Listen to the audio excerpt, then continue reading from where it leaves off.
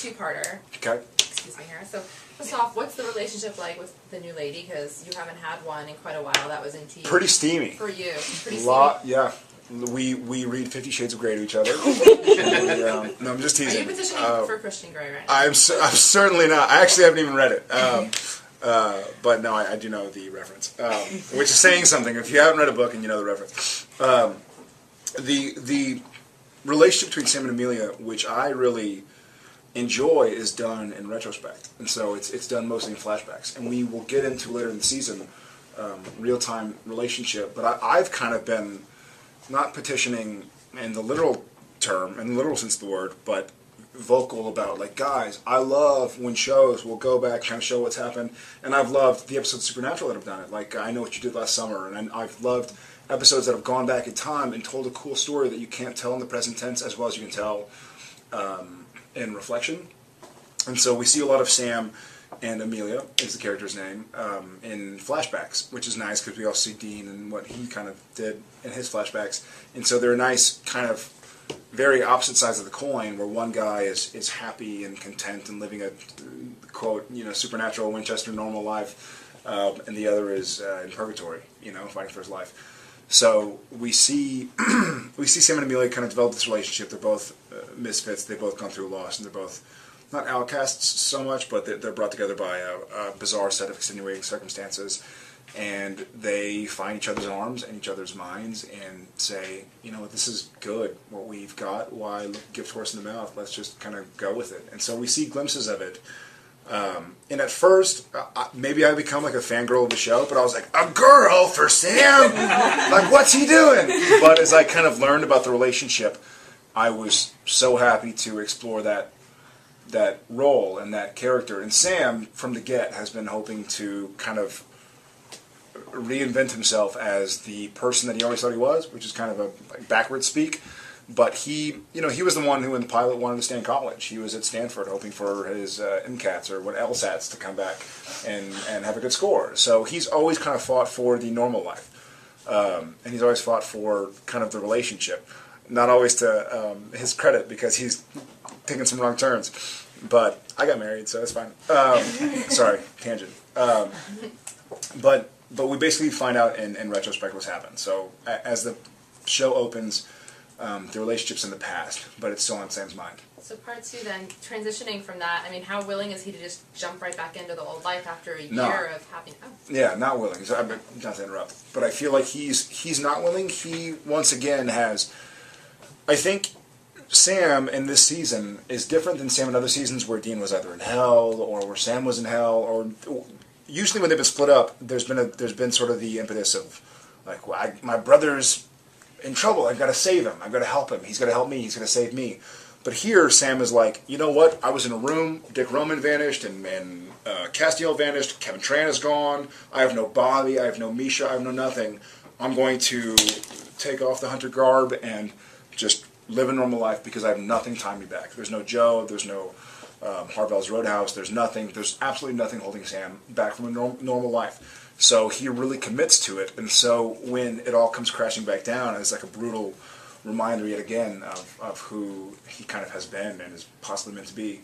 He isn't so happy about it. He's been living a pretty good, contented life for a while, catching flies out of the air. Like Breaking Bad on Netflix, like everything. Did it all. Did it all. Sons of Anarchy, God rest his soul. Seriously. Bizarre. Tangent. So then piggybacking off that, how is his relationship?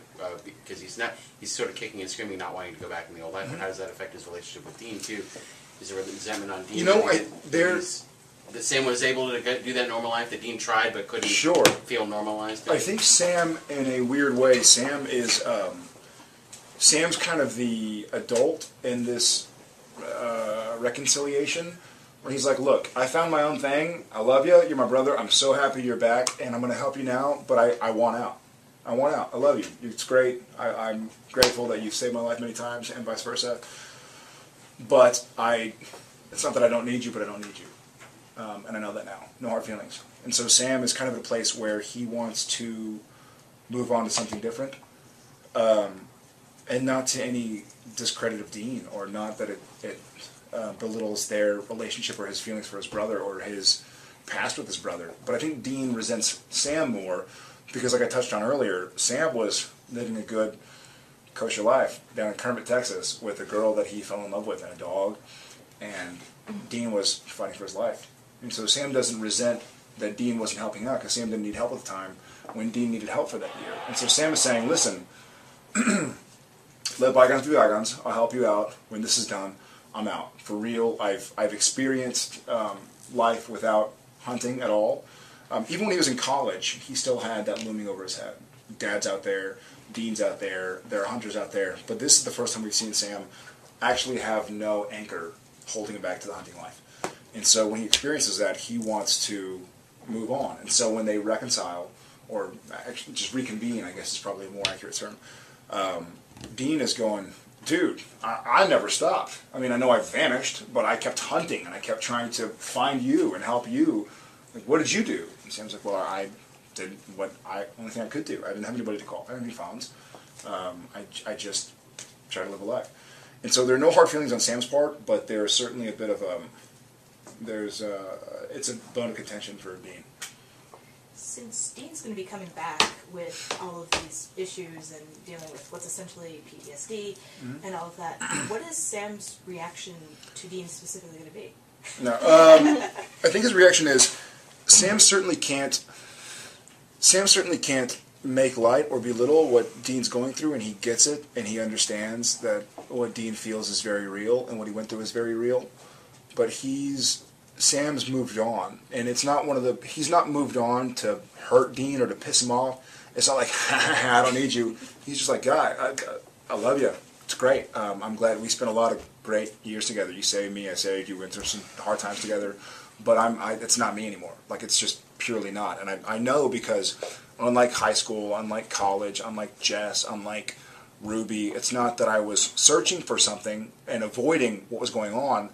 There was nothing else going on. So I found out who I was without Bobby calling, without Samuel Campbell around the corner and the cousins. I mean, there was nobody. They were all gone and dead.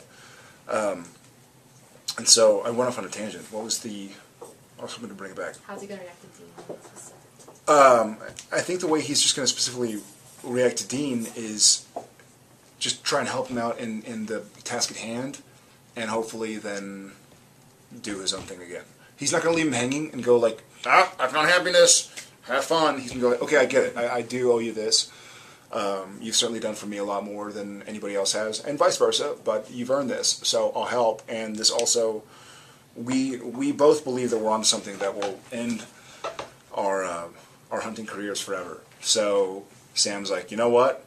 Perfect, because I know what it's like to not have an anchor into the hunting aspect of life, so I would love to actually not have a need for that hunting aspect of life. And if this can solve that, then I'm in. Can we just go back for a second? You mentioned that Amelia's in flashbacks. Does that mean when he goes back on the road with Dean, he's not trying to keep the relationship going? When we start, Sam's in a state of flux a little bit, and he's essentially, without trying to give away too much, most of what we see in Amelia, at least in the first third of the season, is in flashback. We will see her in the present tense, and Sam certainly hasn't written her off. Like I said, Sam didn't.